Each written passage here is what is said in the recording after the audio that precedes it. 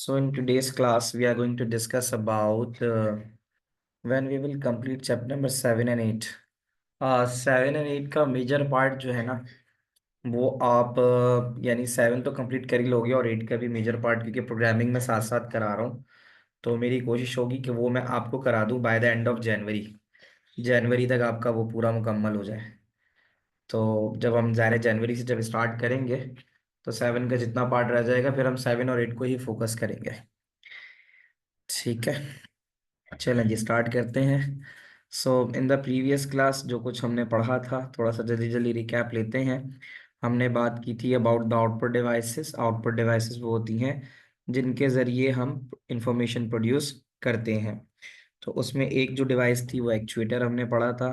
फिर उसके बाद हमने जो दूसरी डिवाइस पढ़ी थी वो अबाउट द प्रिंटर्स पढ़े थे। इंकजेट प्रिंटर होता है। और फिर हमने जो फोटो, अच्छी क्वालिटी फोटोग्राफ्स के लिए इंकजेट प्रिंटर इस्तेमाल करते हैं। फिर हमने जो थर्ड टाइप आउटपुट डिवाइस में देखी थी वो लेज़र जेट प्रिंटर था।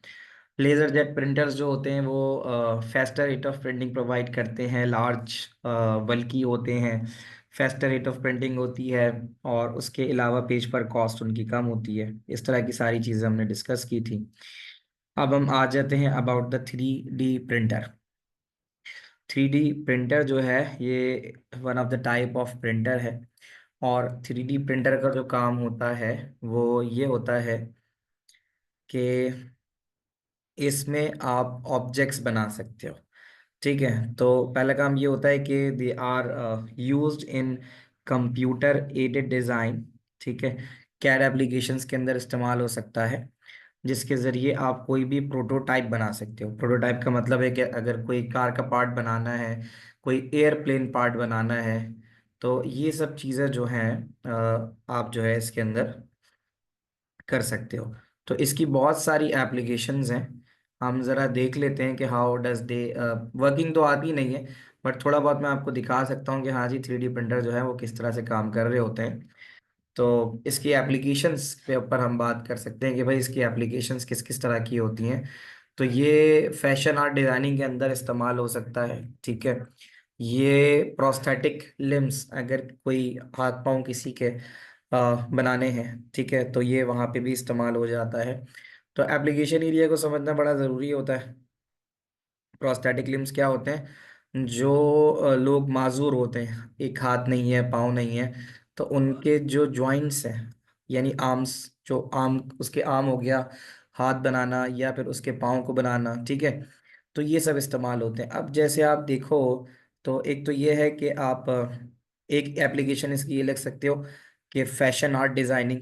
ठीक है, एप्लीकेशंस की अगर हम बात करें, ये इस्तेमाल हो सकते हैं। ये देखो जितने भी आपको नज़र आ रहे हैं इसमें कुछ फैशन आर्ट डिज़ाइनिंग, ये आप देख सकते हो।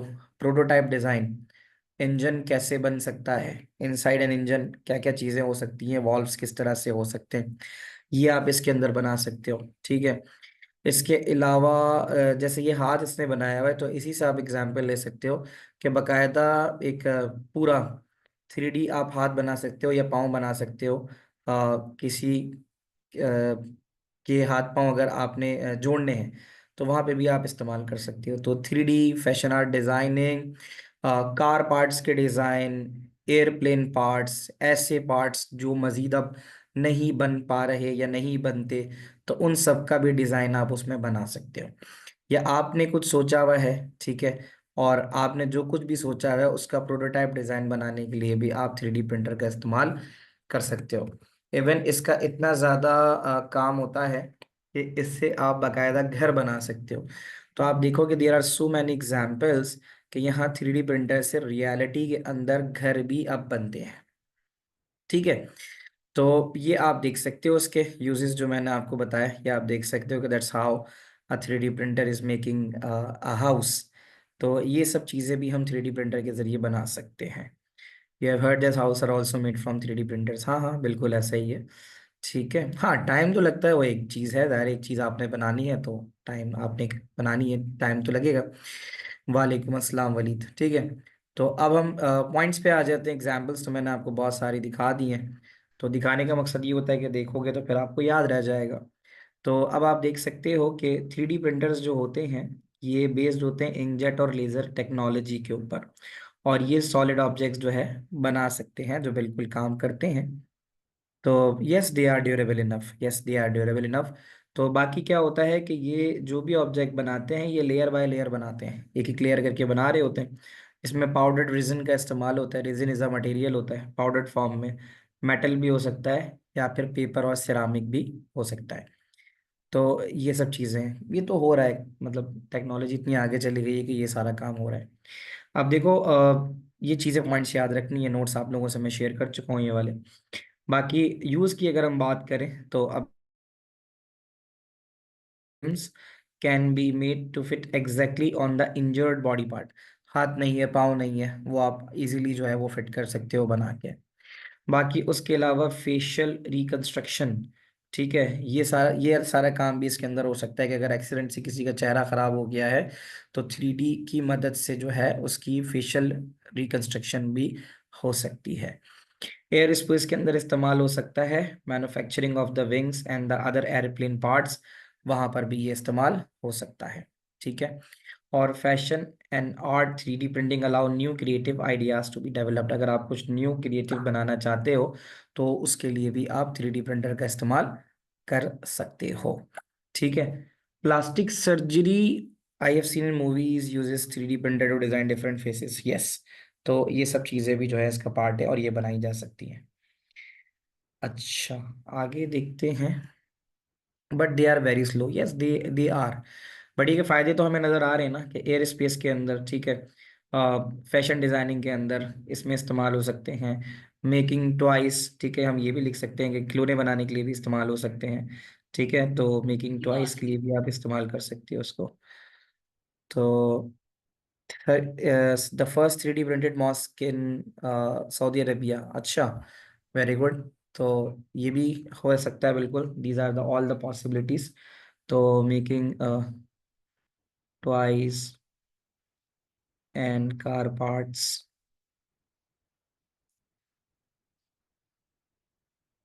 No longer in use.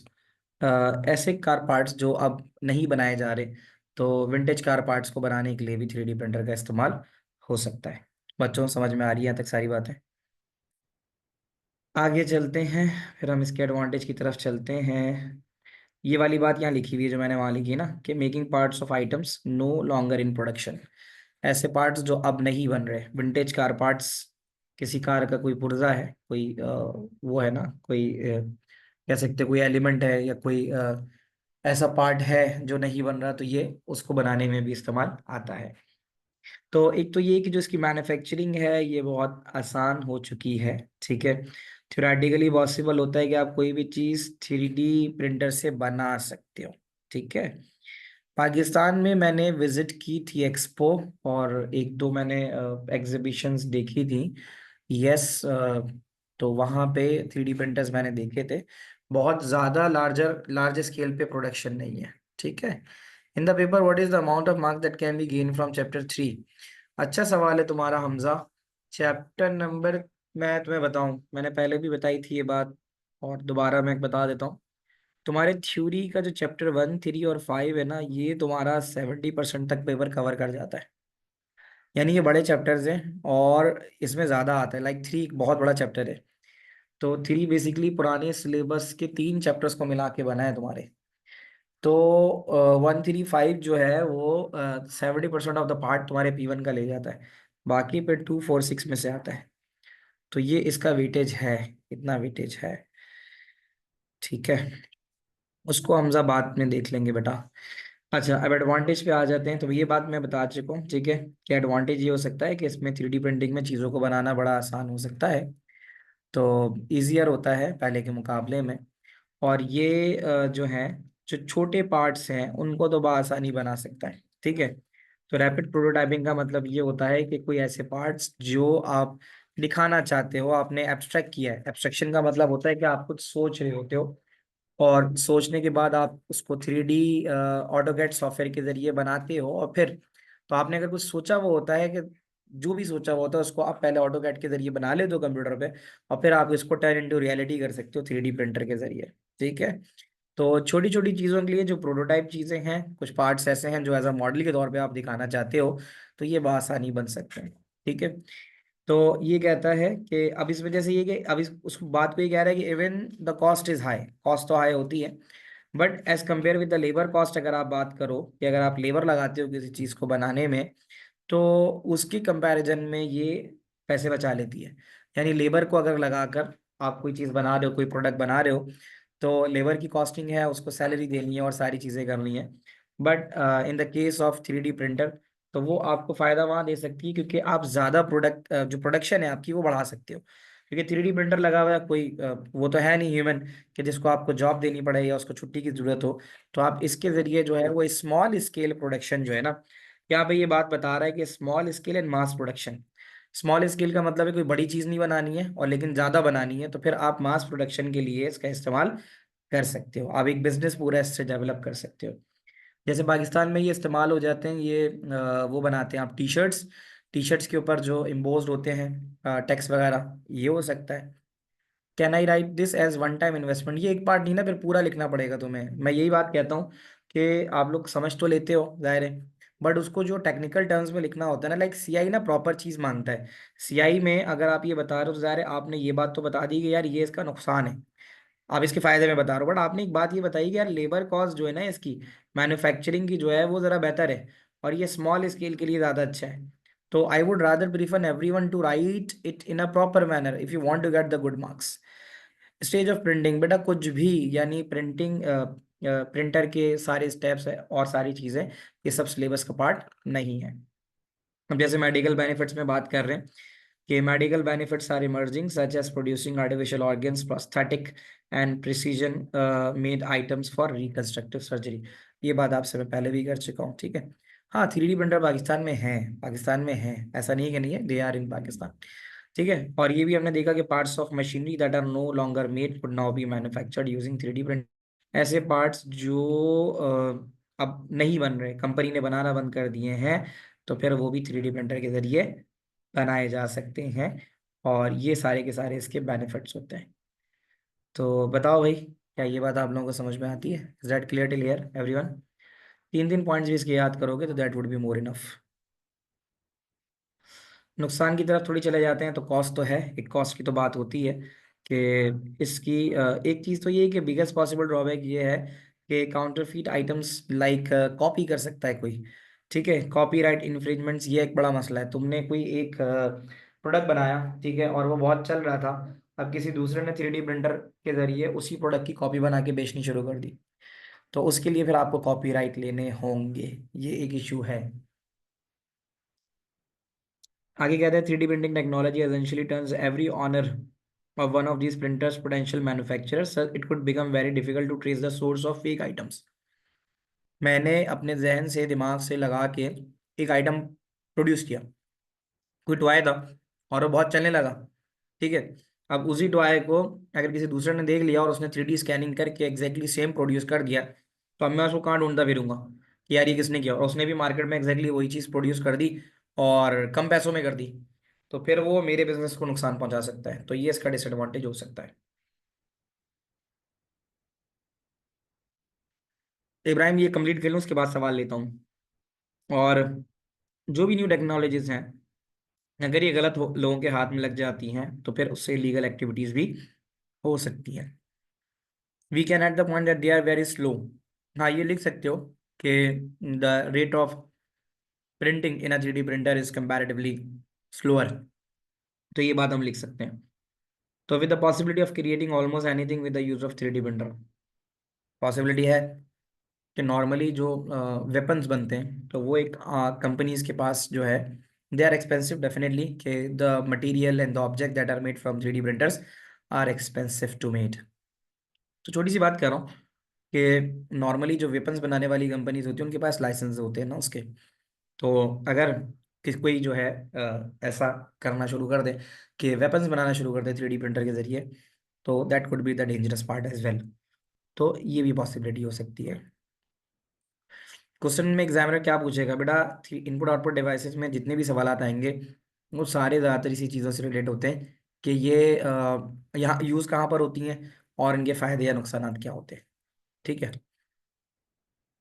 तो sir your voice is not coming, ऐसा कुछ है भाई? मेरी आवाज़ क्लियरली पहुंच रही है? कोई लैग शैग तो नहीं है? बताओ बच्चों। No lag, voice clear, crystal clear, सही है।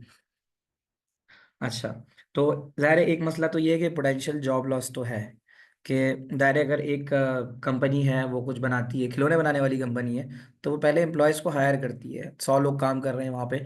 लेकिन अगर वो कहते हैं कि नहीं जी हम एम्प्लॉयज़ को हटा देते हैं और उसकी जगह 3D प्रिंटर रख देते हैं, तो फिर वो उन तमाम लोगों की जॉब्स खा जाएगा। तो वो जॉब खा जाएगा तो फिर डेफिनेटली उसका असर जो है ना जॉब लॉसेस के ऊपर पड़ेगा। तो ऐसा है, वो कह तो रहा है कि ऊपर there is a potential for a job losses, कि अब आप देख सकते हो कि कंपनी उसको इतना फायदा देखती है कि उनकी जो मैन्युफैक्चरिंग कॉस्ट है वो कम हो जाती है। तो ये सब चीज़ें भी यहाँ पर हो सकती हैं। कंपनी अपनी कॉस्ट बचाने के लिए लोगों को डी स्किल कर देती है, like they lose their job because of automated technologies या 3D प्रिंटिंग। समझ में आ गई यहाँ तक? अच्छा,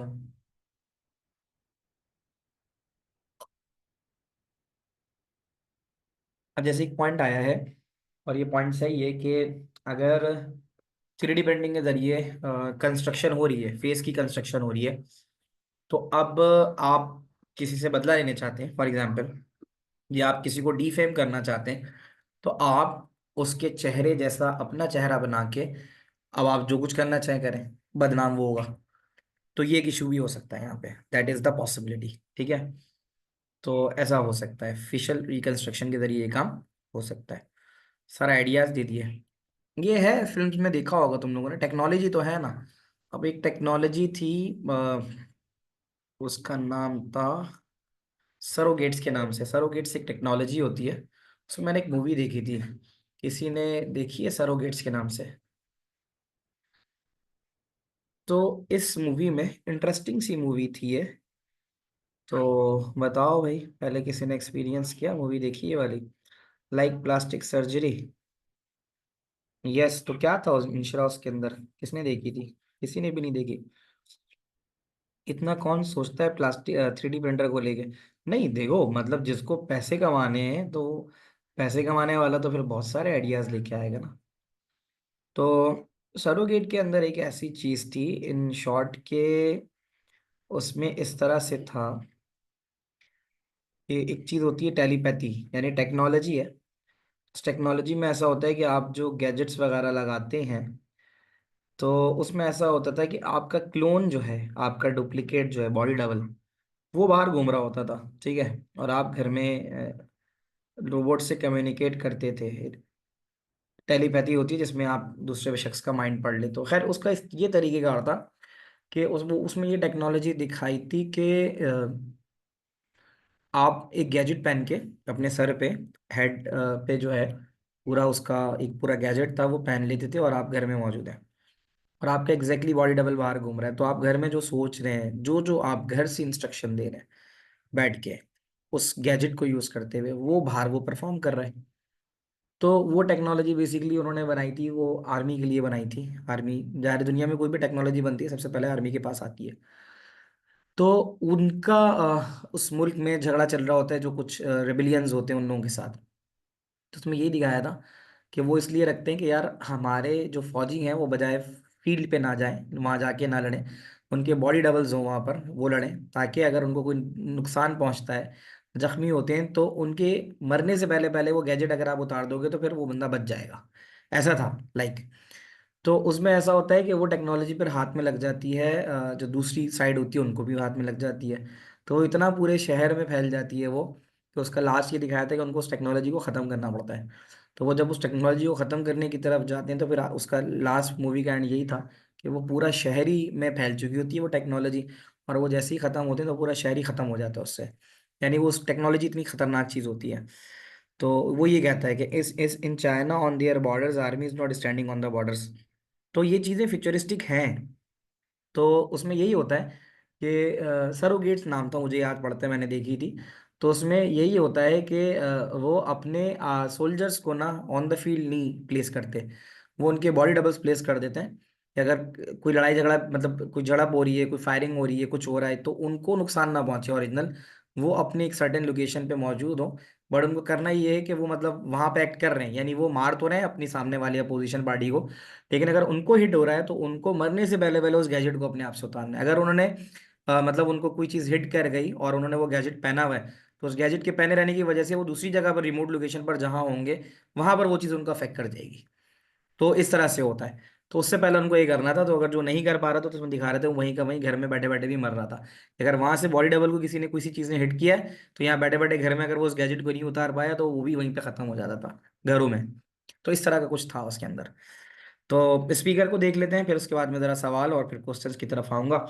स्पीकर बड़ी आसान सी चीज है। स्पीकर का काम क्या होता है भाई? स्पीकर का काम होता है साउंड प्रोड्यूस करना। एप्लीकेशन एरिया, जैसे एप्लीकेशन एरिया पूछेगा ना, तो एप्लीकेशन एरिया में ऐसा होता है कि, हाँ जी बिल्कुल देख लेना निदा, एप्लीकेशन एरिया में ऐसा भी है कि भाई कहाँ इस्तेमाल हो सकता है। वैसे तो देखो हम बताते हैं कि भाई ये इस्तेमाल होता है फ़ोन्स के अंदर, कंप्यूटर्स के अंदर भी होता है, मल्टीमीडिया प्रेजेंटेशंस के अंदर भी इस्तेमाल होता है, ये विजुअली इम्पेयर्ड पीपल के लिए भी इस्तेमाल होता है स्पीकर्स, और डाउनलोड साउंड फाइल्स। अगर एप्लीकेशन एरिया की बात करें तो हम यहाँ लिख सकते हैं कि ये रेलवे स्टेशन के ऊपर, रेलवे स्टेशन कह लो, रेलवे स्टेशंस, और उसके अलावा एयरपोर्ट्स के ऊपर अनाउंसमेंट के लिए इस्तेमाल हो सकता है, एयरपोर्ट्स पे और अनाउंसमेंट इस्तेमाल हो सकता है, फ्लाइट अनाउंसमेंट्स हो रही हैं, किसी बंदे के लिए अनाउंसमेंट हो रही है, ये वाली बात आ गई। और ये सुपरमार्केट्स के अंदर भी हो सकता है, सुपरमार्केट में भी अनाउंसमेंट हो सकती हैं, सुपरमार्केट में प्रमोशंस के लिए इस्तेमाल हो सकता है, ठीक है, अनाउंसमेंट, प्रमोशंस, एक मिनट रुकना जरा, प्रमोशंस,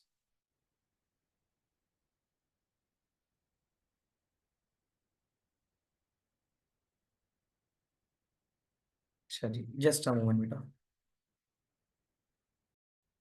ठीक है, तो सुपरमार्केट का मैं बता रहा था अनाउंसमेंट्स के लिए इस्तेमाल हो सकता है, और मैं क्या बता रहा था अनाउंसमेंट के अलावा, बताते बताते रह गया। प्रमोशंस जो अपनी बता रहे होते हैं, ठीक है, प्रमोशंस के लिए इस्तेमाल कर सकते हैं, और उसके लिए वहां पे भी इस्तेमाल कर सकते हैं कि जो स्कैन होता है ना एट द पॉस टर्मिनल, तो उसकी आवाज भी आती है टू चेक। हाँ, मस्जिद में इस्तेमाल कर सकते हैं। जैसे सुपरमार्केट में कैसे इस्तेमाल कर सकते हैं कि at POS, point of sale terminal के ऊपर इस्तेमाल कर सकते हैं, टू चेक या to listen the bar code has been scanned और नॉट, ये देखने के लिए कि बार कोड करेक्टली स्कैन हुआ या नहीं हुआ, ठीक है ना। Pause to check that bar code has scanned और नॉट,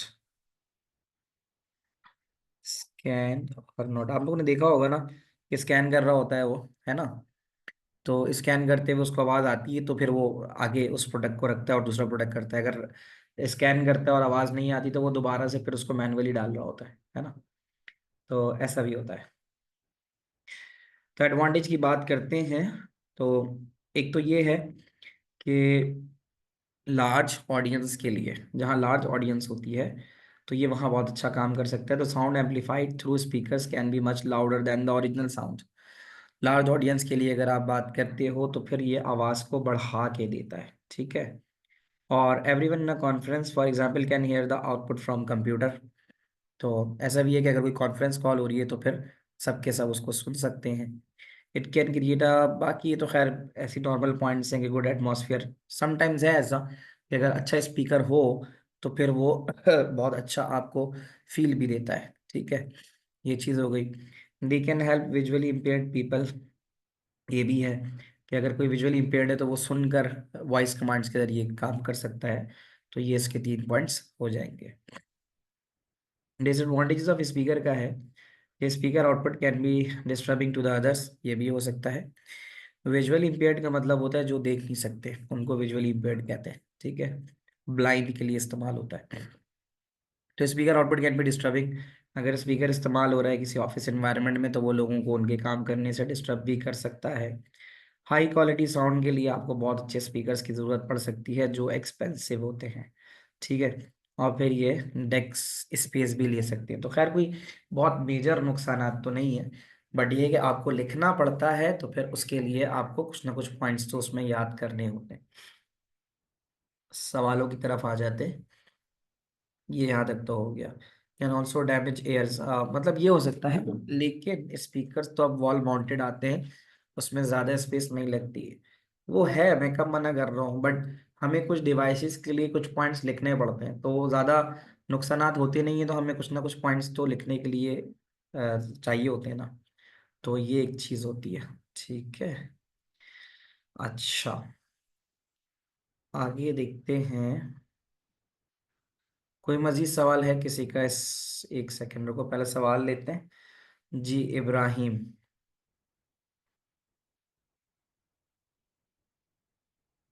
सवाल पूछ लो। जी सर, मैं पूछ रहा था सर कि ये जो मूवी है इसमें जो बंदा घर पे बैठा हुआ है वो कैसे मतलब मर जाएगा? वैसे मर यहाँ जाएगा क्योंकि वो कनेक्ट होता है ना, जो गैजेट लगा के कनेक्ट होता है, यानी उसके सर के ऊपर वो गैजेट लगा हुआ होता है।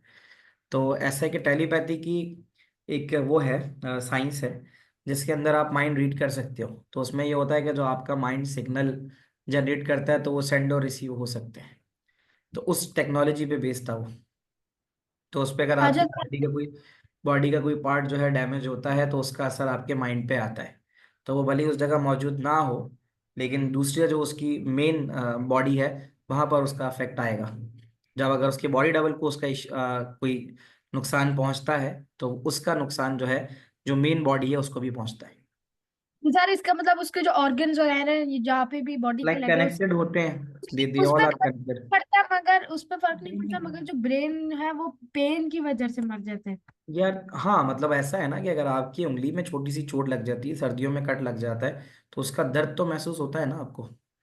माइंड तो और सर आप, अगर करेगा तो उसका एक्सट्रीम पेन की वजह से तो बॉडी मर ही दैट जाएगी। That could be the scenario. ठीक है। अब आते हैं। तो can you see the question now? This is taken from May June 2023। Write down the reference. May June 2023, 2023 का है।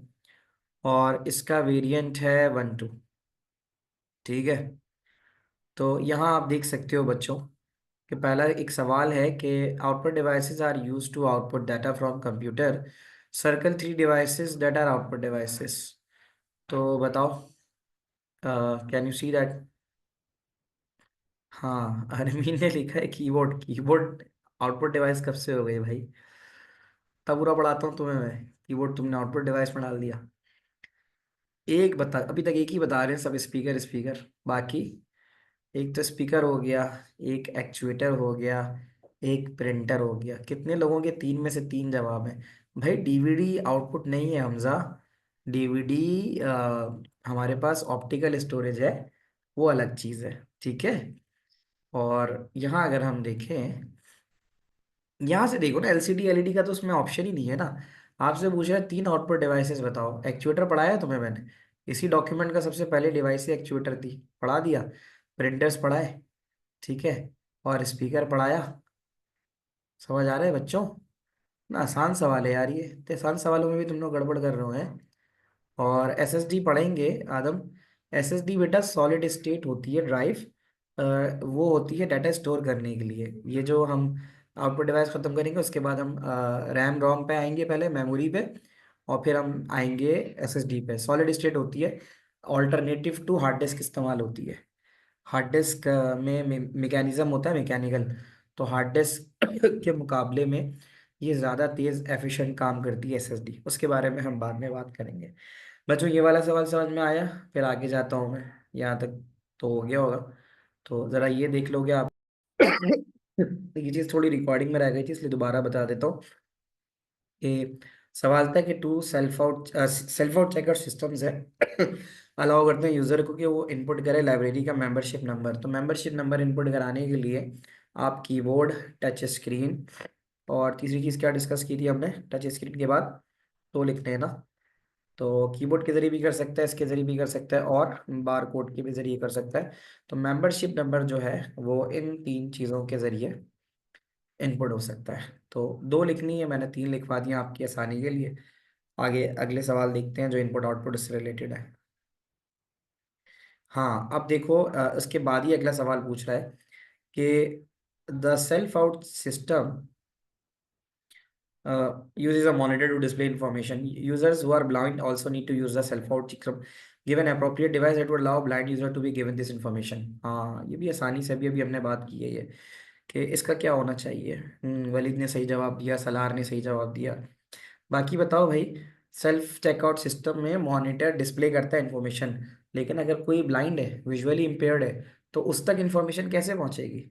अभी हमने बस थोड़ा सा पहले देखा था, स्पीकर के जरिए पहुंचेगी। सारे पार्टिसिपेट करो ना भाई, सिर्फ दो चार बच्चे क्यों जवाब दे रहे हैं? तो यहाँ पर फिर हम लगा देंगे स्पीकर, क्योंकि वो स्पीकर के जरिए उन तक उसकी इंफॉर्मेशन पहुंच जाएगी। ठीक है, आगे देखते हैं सवाल।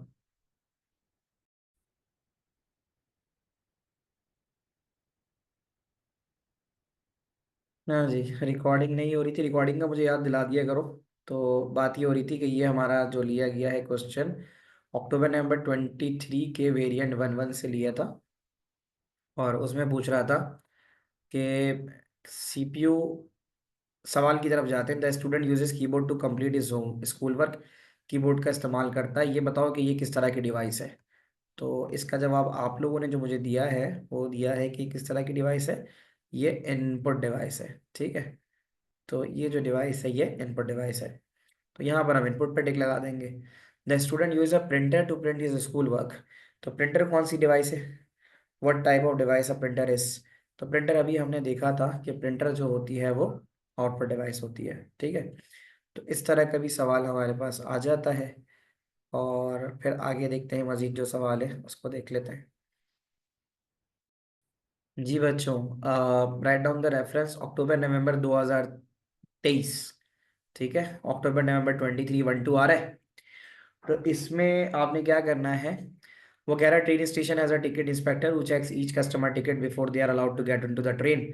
The train station wants a system that will allow a ticket to be automatically checked. Identify two suitable input devices that can be used to automatically read the tickets. तो यहाँ कौन सी आप दो डिवाइसेस का इस्तेमाल करोगे जो ऑटोमेटिकली जो है वो टिकट को रीड कर सकती हैं? बार कोड भी है, क्यूआर कोड भी है। ठीक है, is there any other device you think के जो यहाँ इस्तेमाल हो सकती है?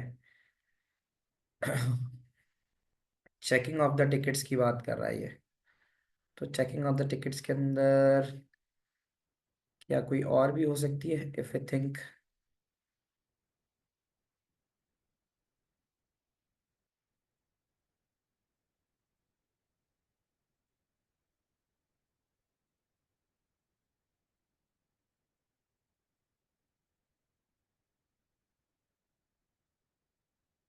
तो यहाँ पे टू सुटेबल इनपुट डिवाइसेस की बात करें ना, तो टू सुटेबल इनपुट डिवाइसेस में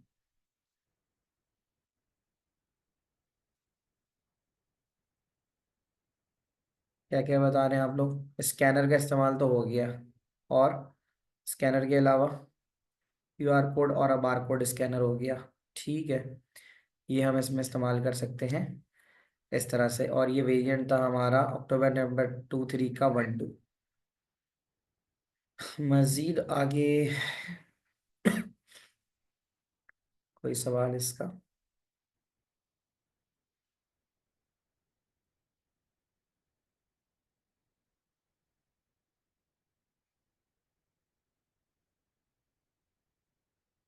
आगे देखते हैं और कोई सवाल हो तो।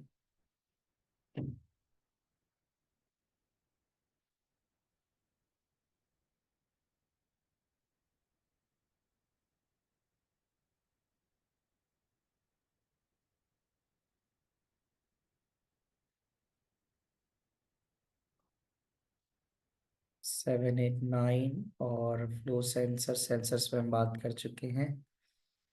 बाकी तो ये एक, इसका एक पेपर और है, उसमें देख लेते हैं।